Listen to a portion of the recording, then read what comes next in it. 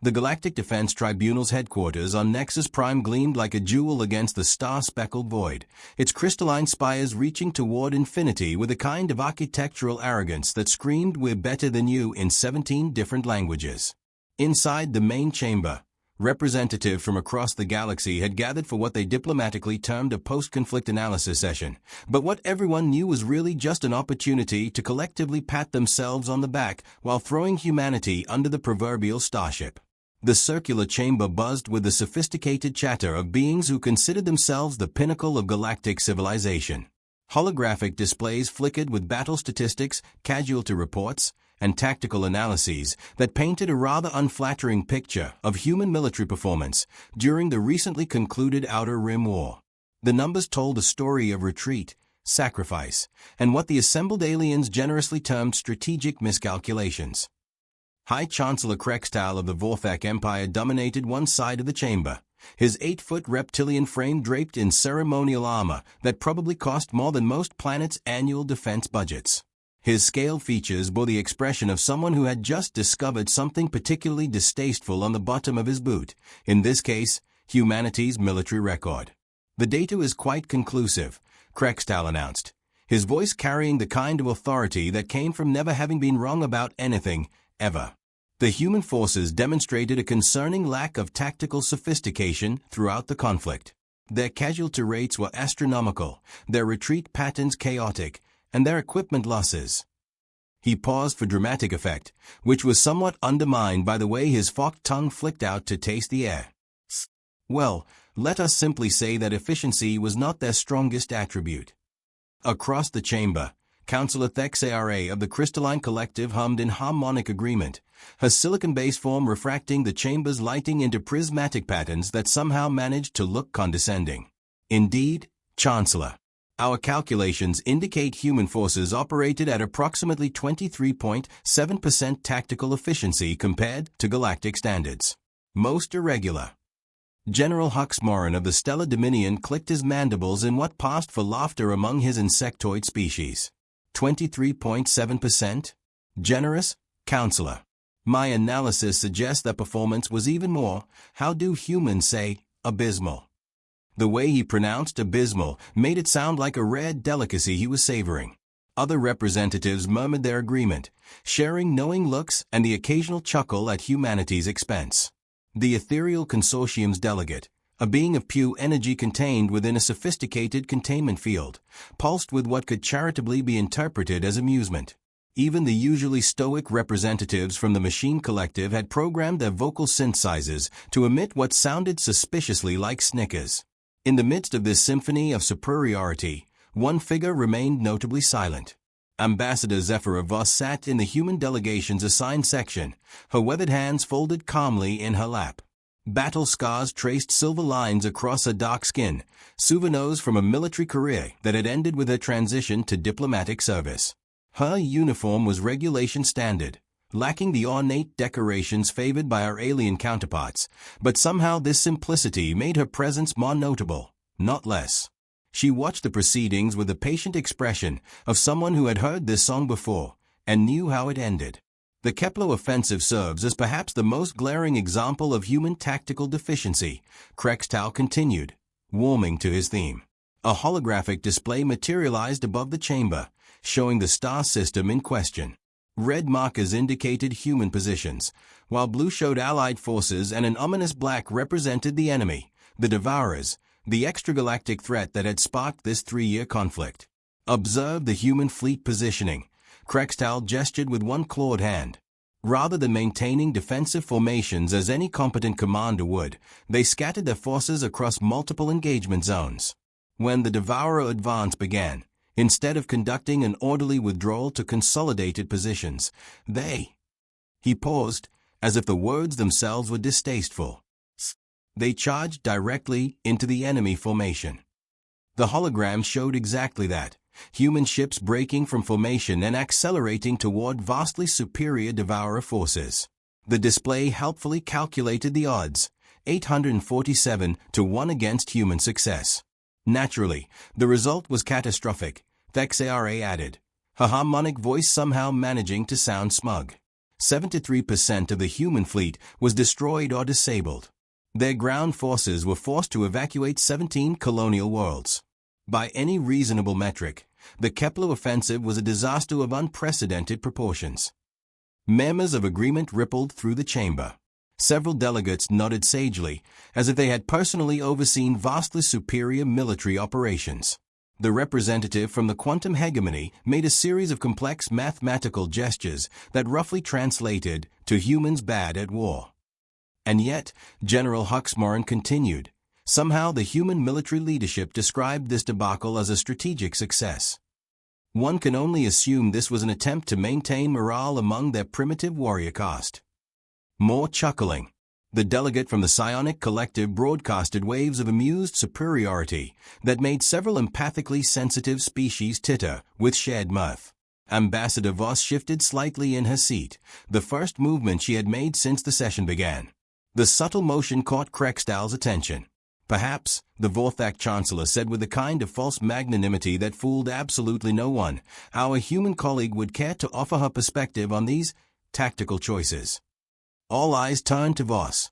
She remained silent for a long moment, her gaze moving slowly across the assembled representatives.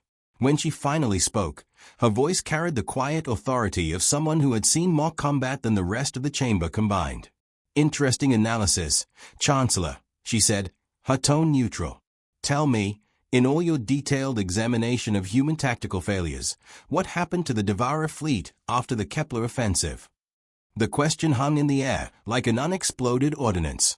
Several delegates exchanged glances, as if wondering why this particular detail might be relevant to a discussion of human incompetence. Krextal's expression suggested he found the question mildly irritating.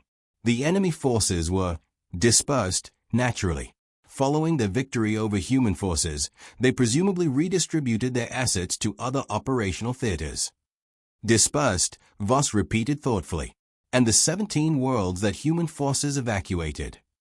Abandoned to enemy occupation, obviously, Thexara chimed in. Most inefficient use of territorial assets. Obviously, Voss agreed. She reached into her uniform jacket and withdrew a small datapad, its surface worn smooth by years of use. I hope you won't mind if I share some additional battlefield documentation. Perhaps it might provide context for your tactical analysis. Several delegates leaned forward with barely concealed eagerness. Nothing quite satisfied the galactic community like additional evidence of human military inadequacy.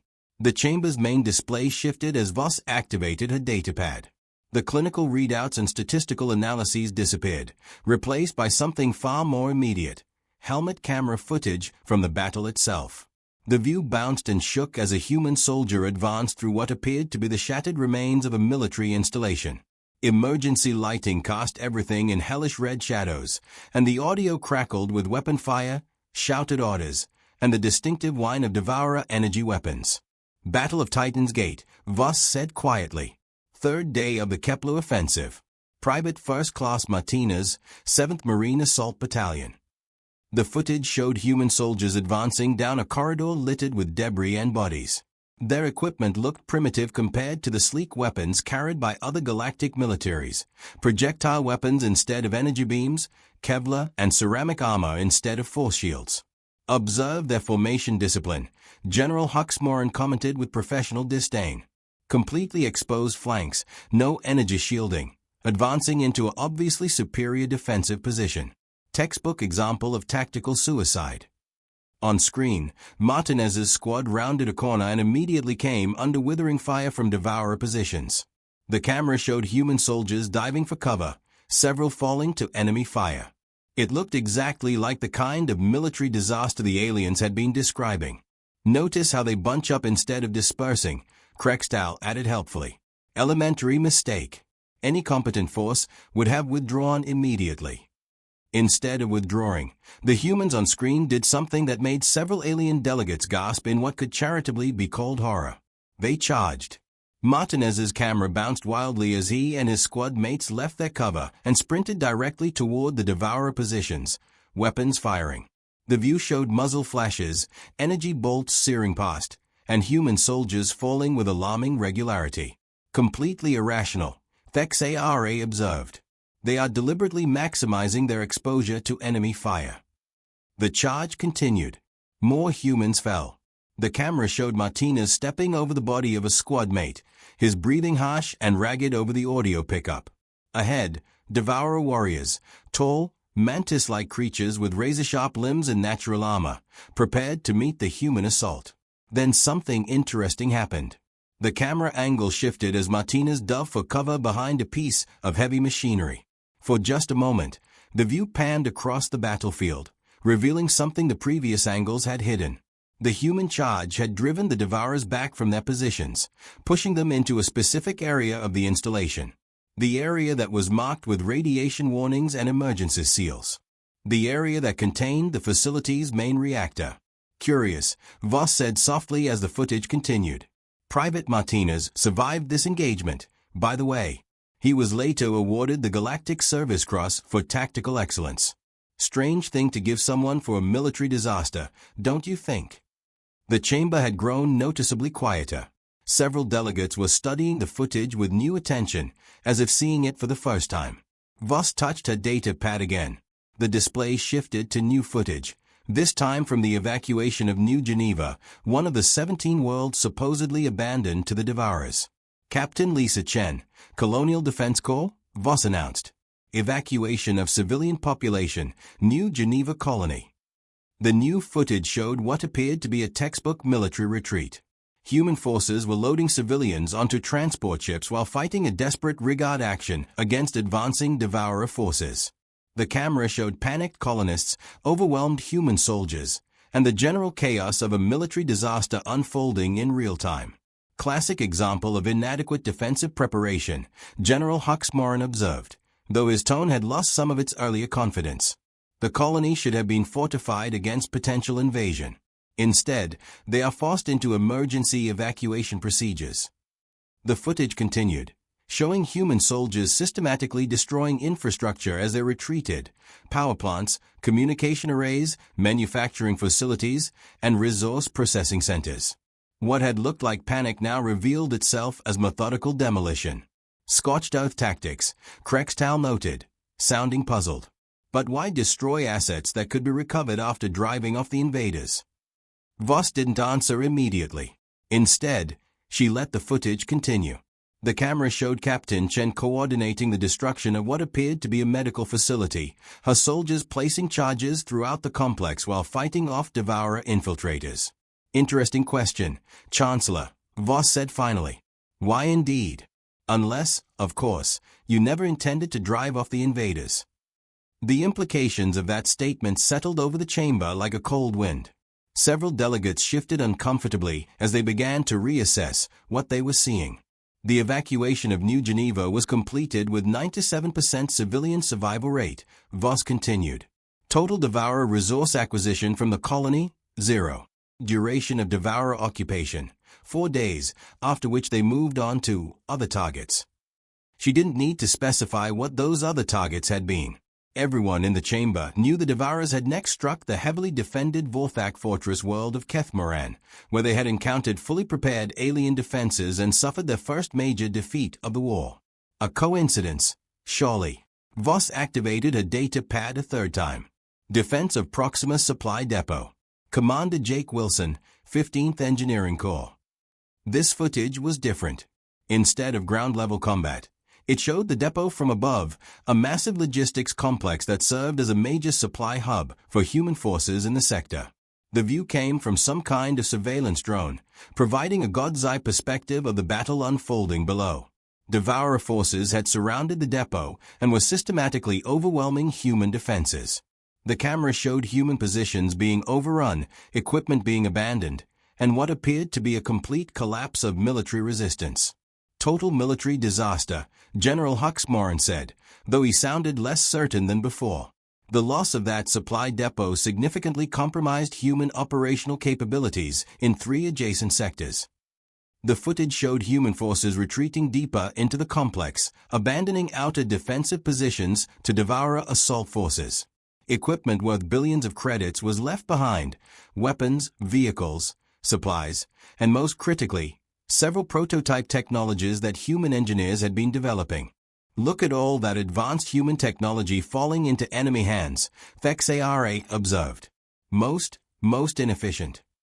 But her harmonic frequencies had shifted, carrying undertones of uncertainty rather than superiority. The camera continued to track the retreat. Human forces were now concentrated in the depot's central command complex, surrounded by vastly superior Devourer forces who were methodically cataloging and absorbing the abandoned human technology. Then Commander Wilson's voice crackled over the audio. All units, Phoenix Protocol is now active. Repeat, Phoenix Protocol is now active. 30 seconds to implementation. Phoenix Protocol. Krextal asked. Voss's expression remained neutral. Emergency evacuation procedure. On screen, the few remaining human defenders suddenly broke from their positions and sprinted toward what appeared to be an emergency bunker at the center of the complex. The Devourers, sensing victory, poured into the abandoned positions, their insectoid forms swarming over the captured human technology. The countdown reached 0. The explosion was visible from orbit. When the light faded and the camera's sensors readjusted, the Proxima supply depot was simply gone. In its place was a crater approximately 3 kilometers across and half a kilometer deep. Of the Devourer assault force, which had numbered in the tens of thousands, no trace remained.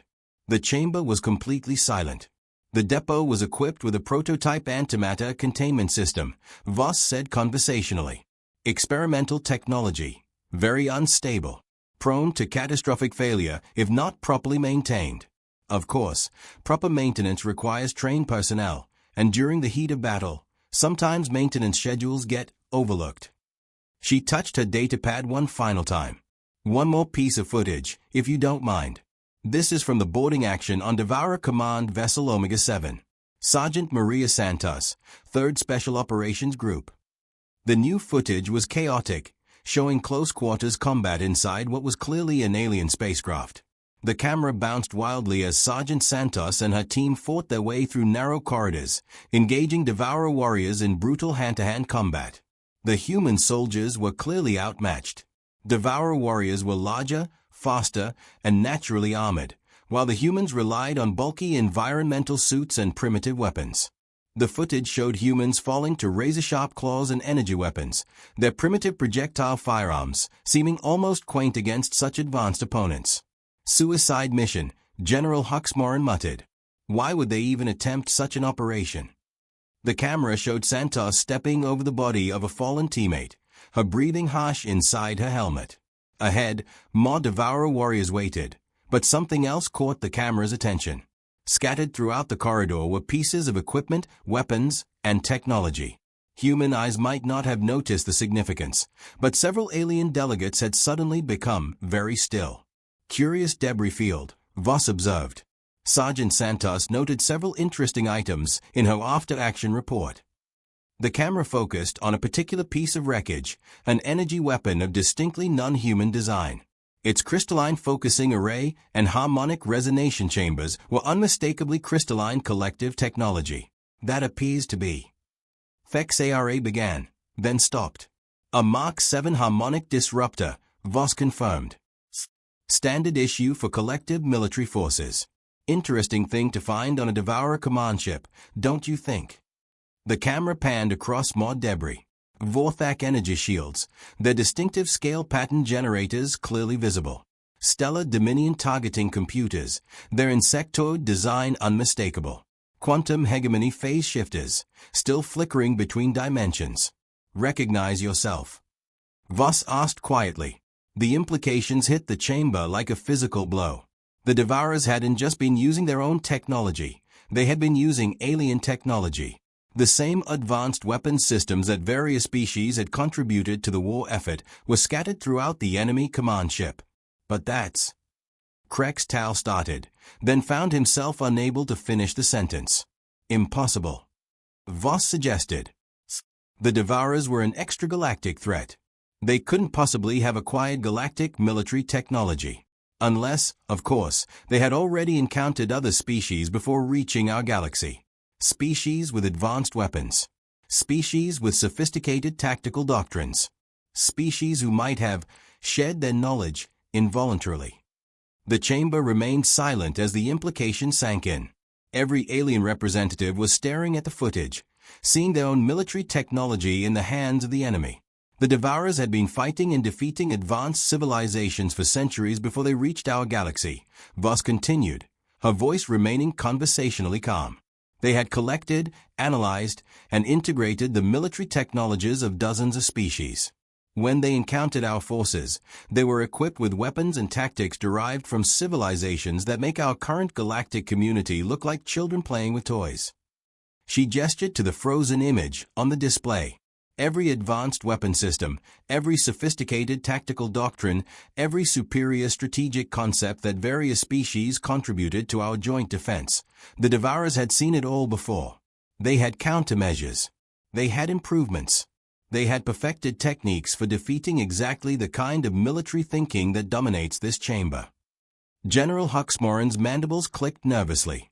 But then how did we win? Voss finished. Interesting question, General. How did a galaxy full of superior military forces defeat an enemy that had already conquered dozens of civilizations more advanced than our own? She touched her datapad, and the display shifted to show strategic maps of the entire conflict. Red markers showed human positions, blue showed allied forces, and black showed Devourer movements. Look at the pattern, Voss said. Every major Devourer offensive targeted human positions first. Every breakthrough attempt focused on human-defended sectors. Every strategic probe was directed at human forces. She paused. Why do you suppose that was? Krextal's scaled features showed confusion. They were targeting your weakest positions. Were they? Voss asked. Or were they targeting the only forces that weren't using tactics they had already learned to defeat? The strategic display showed the pattern clearly now. Wherever Devourer forces encountered traditional alien military doctrines, energy weapons, force shields, sophisticated battle formations, they achieved rapid victories. But wherever they encountered human forces with their primitive projectile weapons and chaotic tactics, the battles became prolonged, costly affairs. Human military doctrine is built around unpredictability, Voss explained. We use inefficient weapons because efficient ones can be counted. We employ chaotic formations because organized ones can be predicted. We accept massive casualties because sometimes the only way to win is to do something so stupid that no rational enemy would prepare for it. She gestured to the footage of Martinez's charge at Titan's Gate. Private Martinez didn't fail to use proper tactics. He deliberately avoided them, because proper tactics would have resulted in an orderly withdrawal that the Devourers would have countered perfectly. Instead, he did something so tactically insane that it caught them completely off guard. The chamber was beginning to understand. The evacuation of New Geneva wasn't a military failure, Voss continued.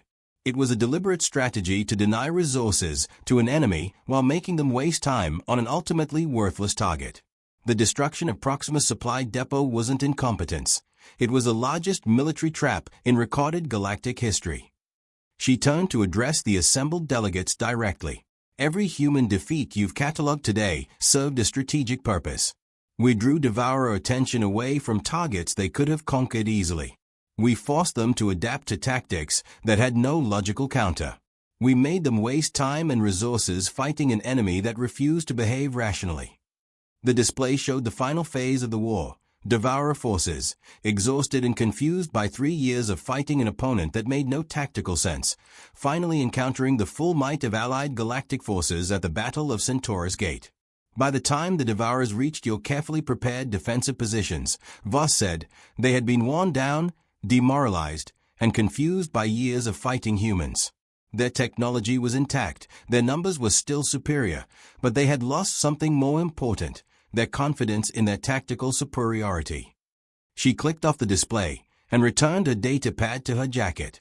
The Battle of Centaurus Gate lasted 18 hours. Total Devourer casualties, 100%. Total Allied casualties, 12%.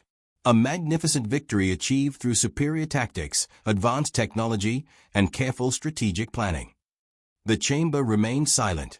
Of course, Voss said, rising from her chair, it was only possible because human forces had spent 3 years doing everything wrong first. Fascinating how that worked out. She paused at the chamber entrance. The formal censure of human military capabilities will be recorded as requested. I'm sure it will make fascinating reading for future military historians. Ambassador Zephyra Voss left the chamber, her footsteps echoing in the silence. Behind her, the greatest military minds in the galaxy sat surrounded by their sophisticated tactical analyses, their efficiency calculations, and their detailed studies of human incompetence. None of them seemed quite as eager to discuss superior warfare techniques as they had been an hour earlier. High Chancellor Krextal stared at the empty display where the footage had been, his forked tongue flicking out to taste air that suddenly seemed less sweet than before. Councillor Thexeare's harmonics had shifted to frequencies usually associated with deep contemplation and mild embarrassment. General Huxmoran was methodically cleaning his mandibles in the way his species did when processing uncomfortable thoughts. In the end, it was the representative from the machine collective who broke the silence, his vocal synthesizers producing what could only be described as a very quiet, very mechanical chuckle. "Fascinating," he said in his perfectly modulated voice. "It appears that in warfare, as in many other endeavors, the most advanced strategy is sometimes indistinguishable from complete incompetence." The chamber's lighting seemed dimmer somehow, though the technical specifications hadn't changed. The gleaming spires of Nexus Prime still reached toward infinity with architectural arrogance, but inside the Galactic Defense Tribunal's headquarters, the galaxy's most advanced civilizations were learning to appreciate the tactical value of looking like complete amateurs. They were beginning to understand, a very human thing to do.